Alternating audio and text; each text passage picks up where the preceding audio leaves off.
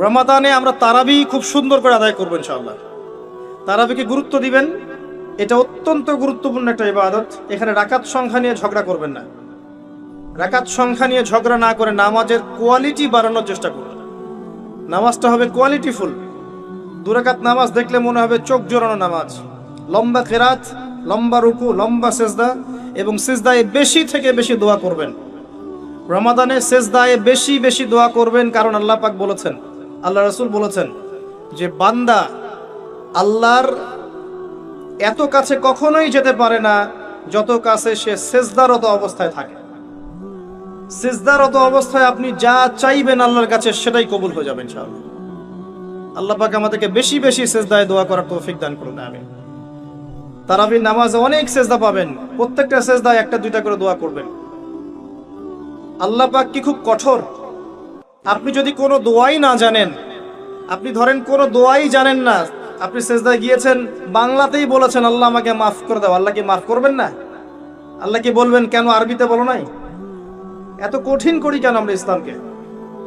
ইসলামকে আমরা এত কঠিন কেন করি? আল্লাহ পাক তো সহজ করে দিচ্ছেন।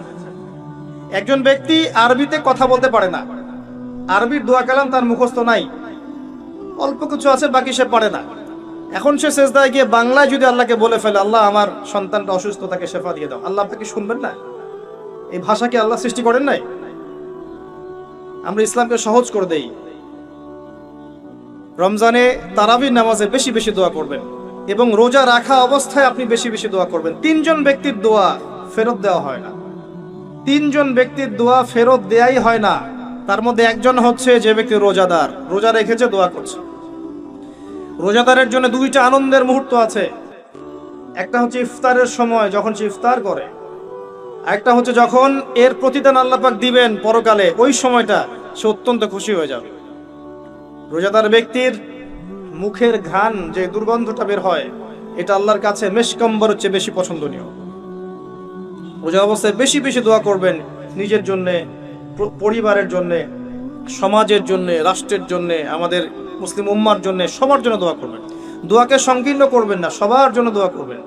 যখন আপনি অন্য মুসলিম ভাইয়ের জন্য দোয়া করবেন, তখন আপনার মাথার কাছে একজন ফেরেশতা আসবেন, এসে বলবেন তোমার জন্যও তাই হোক, তুমি যার জন্য দোয়া করছো। সুবহানাল্লাহ।